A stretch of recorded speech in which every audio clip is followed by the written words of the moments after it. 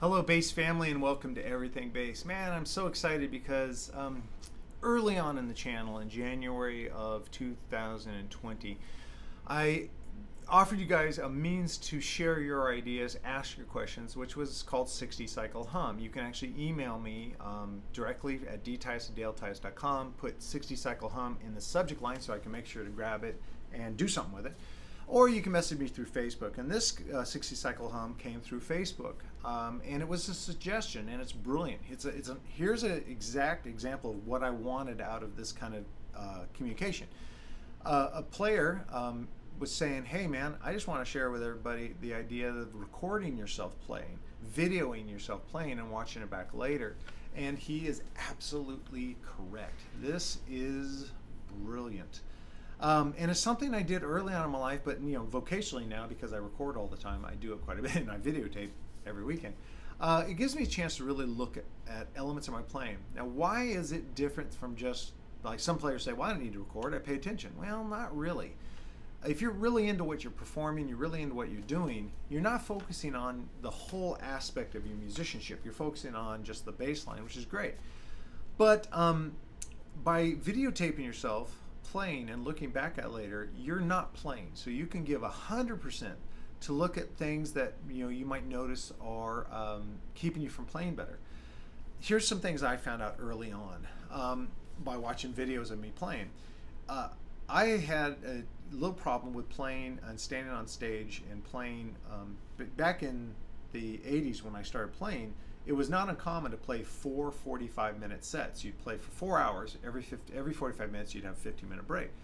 So that's a lot of time having a bass on. And I was realizing by like the second set, I was having intense pain in my shoulder, and I tried bigger straps, and I even at one point got a lighter bass, which was a Guild Pilot bass. It was very light, but I still had that problem. So at one point, someone brought a big camera and actually videotaped us, and I watched back, and the first thing I noticed was I got my shoulder up like this. I was playing, and I thought it looked like I had a back brace on, but I had my shoulder up. I have no idea why. Now it seems so foreign. It's just strange to me. So I looked at it, I was like, wow, okay, I bet that's from flexing this up and then playing, it just had a bad effect on my entire thing. So I started consciously dropping my shoulders, relaxing my neck, and playing with this shoulder as relaxed as possible. I would not have seen that if I hadn't gone back and watched the video of my playing. But now I know what you're saying, and you hate watching videos of yourself normally. But you get over it when you start seeing the fruit of it. You start seeing like technique and going, oh man, why am I doing this? The other thing I noticed, and again, this seems so foreign because it's 35, 36 years ago, is I noticed when I'd play my pinky, I would tuck it behind the fingerboard.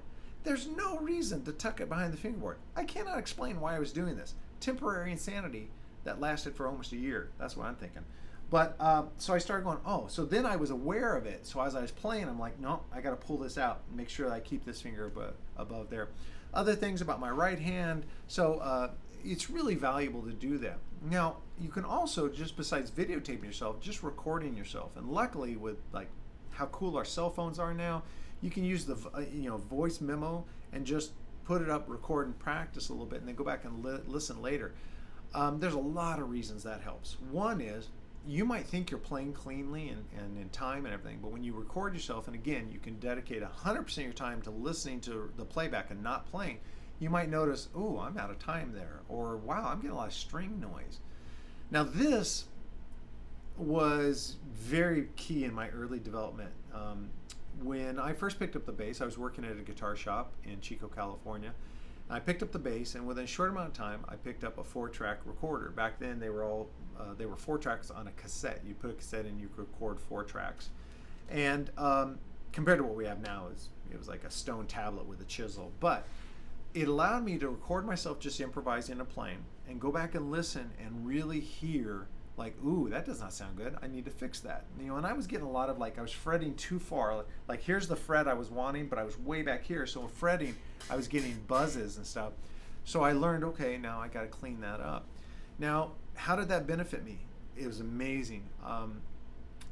Because in my first 6 months of playing bass, luckily enough, I got into a working band and was, gigging constantly. But also by recording and doing these things, I was listening to tone, and automatically the first compliment people were giving me was, "Wow, your tone's so good. I like your tone. Your tone." That actually kind of, I believe, he never told me this, but I think that's what got me a gig at Mother's Recording Studio. Now, I've only been playing for not even 2 years, I think, but the owner of Mother's Recording Studio in Paradise, California, contacted me, said, "Hey man, I got a bunch of tracks I need a bass player for, and could you come and play?" And playing with other artists he'd bring in, I was kind of the house bassist for just a short amount of time, but he introduced me to a lot. I played on his tracks, I played on other guest artist tracks, and constantly people were saying, "Wow, you have really good tone." Now, if you've had any opportunity to record in a professional studio, one thing that's very common is you'll record your bass track, go into the sound room, and they'll pull everything back and just let you hear your bass alone. That's humbling because you can't hear all the squeaks and rattles and weirdness.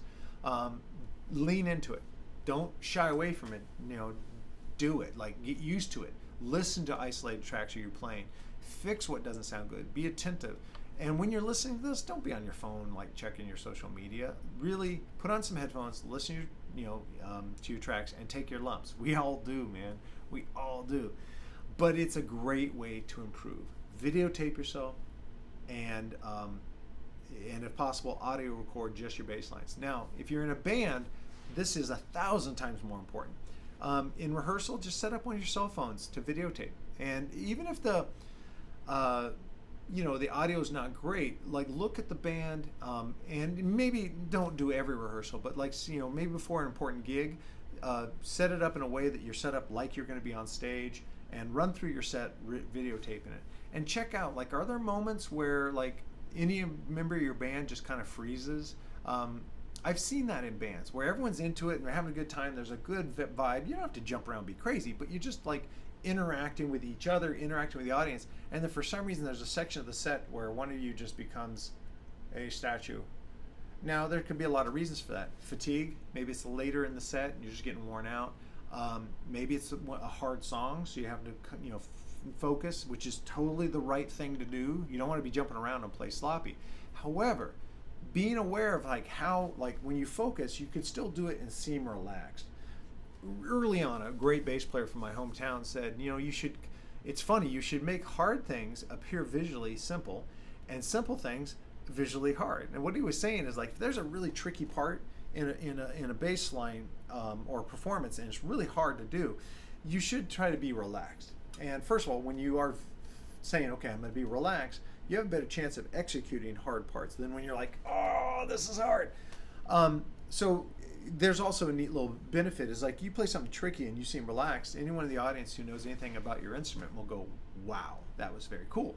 Now, when you're doing something real simple, and for me it's that slap, that pop, clap, thumb, that triplet. This is quite simple to do. So if you've seen me play live, or you've seen photos or videos of me playing the section, I make it look like it's the hardest thing in the world. I'm selling it. I'm like,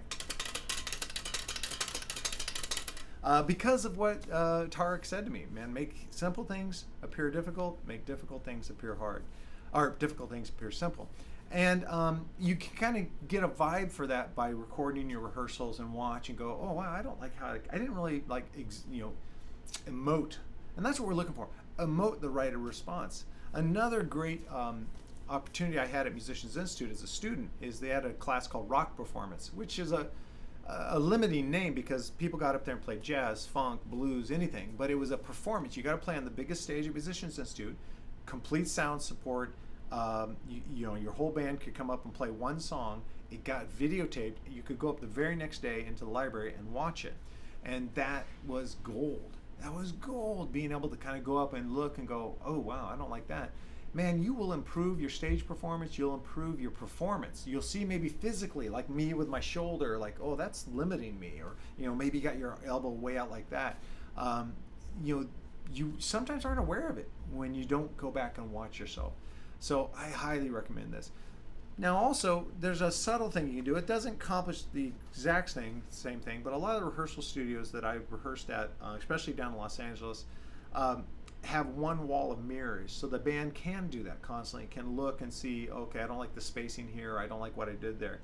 you can't really give yourself 100% to analyzing that, because you're playing as you're doing it, but it is helpful. So if you're rehearsing in a garage and you can do it, throw up some mirrors. They usually can be purchased through a home development store, not too much money. You can even get the mirrored tiles, things like that. But if you're real serious and you want to like really work on like your presentation of your music, that's important.